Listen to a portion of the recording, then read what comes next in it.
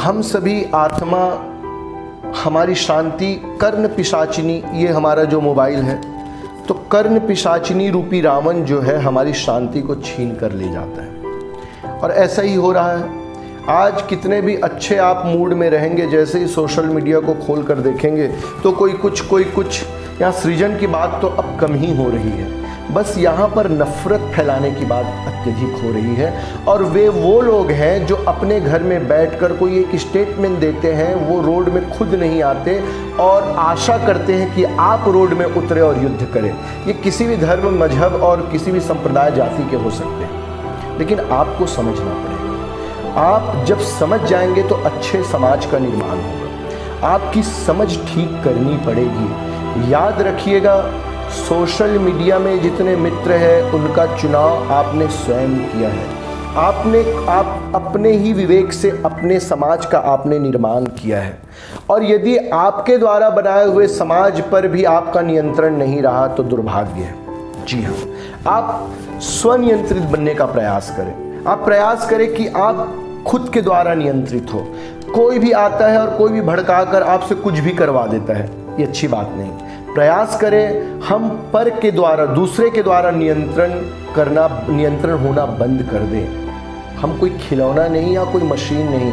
हमारा मानव देह ईश्वर का बनाया हुआ सबसे उत्तम स्वरूप है। हम सबसे उत्तम कोटि के व्यक्ति हैं, हम सबसे उत्तम हैं, तो हमें व्यवहार भी उत्तम ही करना है। बाहरी परिस्थिति के ऊपर आपका वश नहीं। बाहरी परिस्थिति तो आज अच्छी है, कल खराब भी हो जाएगी, लेकिन याद रखिएगा आपका वश जहाँ पर है आप उसे व्यवस्थित करें।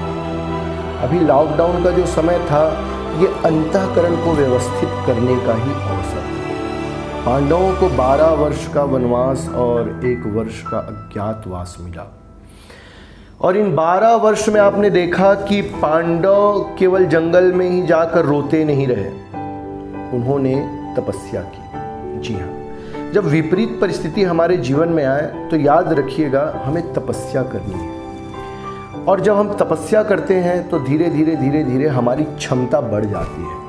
अर्जुन ने दिव्यास्त्र प्राप्त किया, भीम ने गदा की ठीक प्रैक्टिस की, धर्मराज ने धर्म की नीति को और अच्छे से समझा। तो अपने क्षमता के अनुसार सब ने तपस्या की। और जब 13 वर्ष के उपरांत युद्ध हुआ, धर्म का अधर्म के ऊपर जीत हुआ। धर्म तपस्या मांगता है।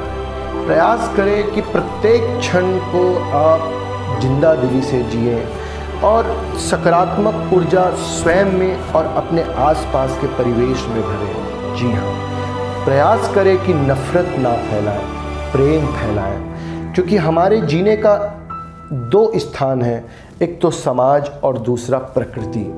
समाज और प्रकृति को हम अपने सकारात्मक विचार से पोषित करें, और जब हम अच्छी समझ का प्रचार और प्रसार करेंगे तो हमारे लिए उत्तम समाज का निर्माण होगा।